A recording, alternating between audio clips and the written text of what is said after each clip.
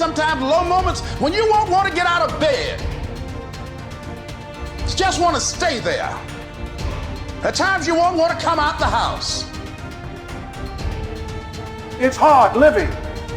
Life is hard. It's hard handling just the tragedies of life. It's hard. When you're working on something and you put everything you have in it, and it doesn't work out, you lose your money and other people's money. It's hard. You will go through things, and while you're going through them, you can't understand why it's happening to you. See, the point is, you don't know how much future you've got. What's gone is gone. There's absolutely nothing you can do about it. Some of you have had divorces. Some of you have probably had bankruptcies. Some of you have had terrible things happen in the past. But what's gone is gone. It's in the past.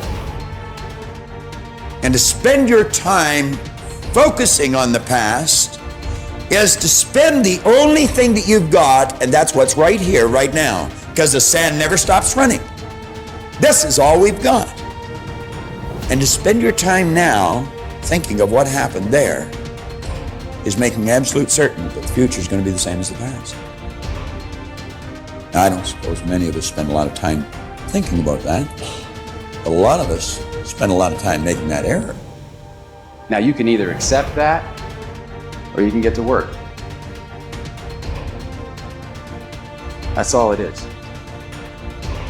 You just begin.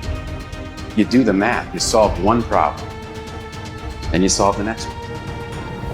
Whatever drama you may be dealing with, this is not the end of you. No matter what it is not the end. You can't quit now. And the only way out is through. All you do is you fall down, get back up again, fall down, get back up again, fall down, get back up again. That's how you win. You got to be bold in life, ladies and gentlemen. If you're not bold, if you're not standing up inside yourself, if you're not willing to call into being the highest and the strongest that's within you when you're facing life's challenges, life will trample you. But see, when you discover the truth of this goodness, this power that you have within you, that truth will set you free from ever being a victim in life. That truth will enable you to handle things with a level of equanimity that will surprise you. Getting unstuck means that you are going to start living life on your terms, rather than just gliding through every day on automatic.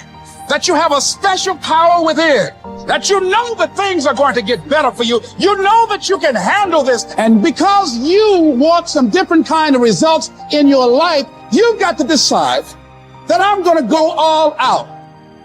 Now listen to me. I don't care what you're going through. If you're not dead, he ain't through with you yet. As long as you waking up, you still in the game. As long as you alive, you can still make it happen. As long as that breath in your nostrils move, you still in the game. You still can win. Now get your butt up. Why do you keep crying? Why me, God? Why did I get MS? Why did I get cancer? Why did my mama die? Why did I get fired? Listen, you got put through that because what that does, that tension produces greatness. Stop running from it and run to it. Lions don't cry. Lions don't give up. Lions don't quit. Lions hunt. That's what we do for a living. We turn tragedy into triumph.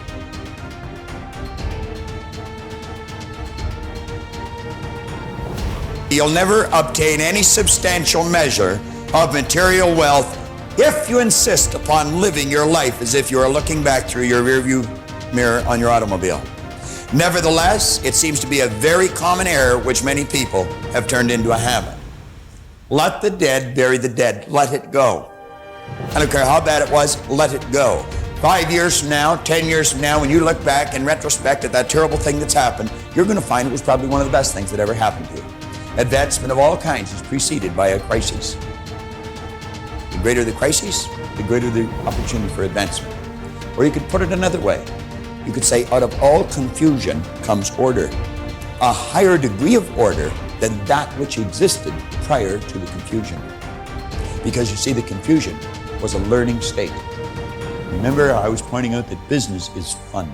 It really is. I see business as a game. It's a game we're playing, and we play to win.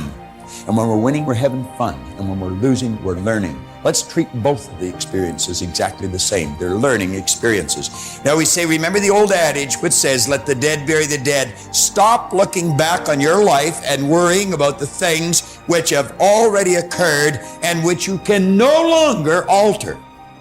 That's like trying to change the time you got out of bed this morning. You're never going to be able to do it. That stands for eternity.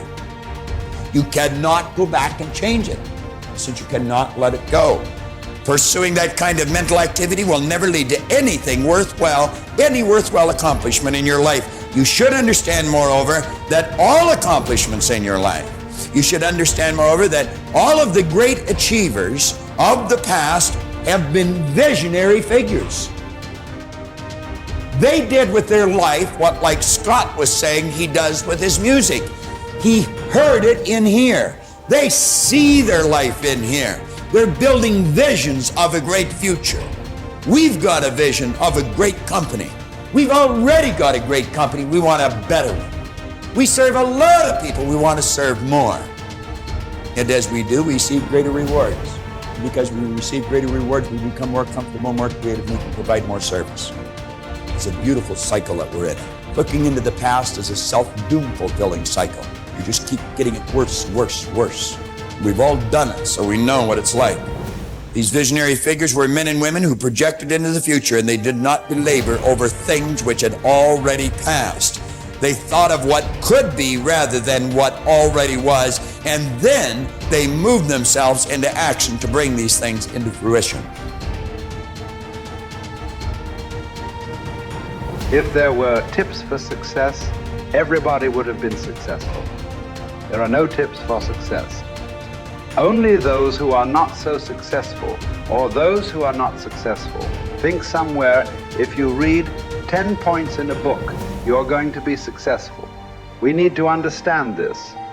If you want to be successful, don't seek success. What you seek is competence. If you enable yourself, and if you do something well, other people will say you're a success. If you think, I'm a success, it's foolish, isn't it? You're doing something, and you're doing it well. Other people in the town, or in the country, or in the world, people will say, oh, he is doing something really successful. They're looking up to you. That's fine. You look up to yourself. That's madness, okay? You don't seek success. You seek empowerment, you seek competence, you do it the best that you can do. You cannot do as well as somebody, but you can do the best that you can do. So if you do your best, if your best is good enough, world will recognize. If it is not, you will be happy. So what does success look like? What does it take? Well, you know, I know family and friends who always have their breakfast on time. And after breakfast, of course, they must have coffee. After coffee, of course, they must light up a cigarette and sit there nicely because they're trying to become peaceful. And then they will go to work, come back home exactly on time for lunch, eat lunch, rest for 1 or 2 hours, sleep, then evening have 1 tea, and then smoke, and then again go to work. And at 8 o'clock, 8:30, they're back home for dinner, and then maybe other things, drink and this and that and whatever. But those who have been very successful, either in music, sport, art, business, spiritual process, doesn't matter what, those people never know when they ate, when they slept, when they got afternoon rest. So those who are committed to being successful with whatever they're doing, one important aspect of their life is they're not settling down wherever it's a bit comfortable, because comfort will happen when they lower you too in the grave. Very comfortable you are, you know. Right now, it's about ensuring that there is profoundness of experience and there is impactfulness of activity. Because if they had given you a limitless amount of time, you could do all those things. Nothing wrong, I'm not against them. But they gave you such little time with such tremendous potential of being human. That's the problem. For every one of you, your life is precious, isn't it? It's a precious life. If something is precious, where do you want to invest this life? Because what you call as my life is just a certain amount of time and energy, isn't it? As you sit here, your life is ticking away, or no? What is ticking away is not time. What is ticking away is your life. So this energy that you call as my life, how are you going to invest it? Because if you're doing something truly worthwhile, it gets over before you know what happened. Only if you're doing something worthless, it feels like a long life. Have you noticed this? On a particular day when you're very happy, 24 hours, poof. It went off like that, like a moment. You are miserable, 24 hours feels like 10 years. Have you not noticed this? So, only miserable people will have a long life. Joyful people, life goes away like that as if it's a couple of days. It passes away like that if you are creating what you really care to create. So, one thing that every young person should do is, without the influence of the peers of your own age group, without the influence of your professors and your parents, without any kind of influence, somewhere you must stay by yourself at least for 2-3 days and look at it. What is it that I want to invest this precious life into? What is it that will be worthwhile today and worthwhile after 50 years for me to invest myself into? You invest your life into that, whatever it is, however small, big, it doesn't matter. If you see that this is something truly worthwhile and you invest your life in that, this will be a life of fulfillment.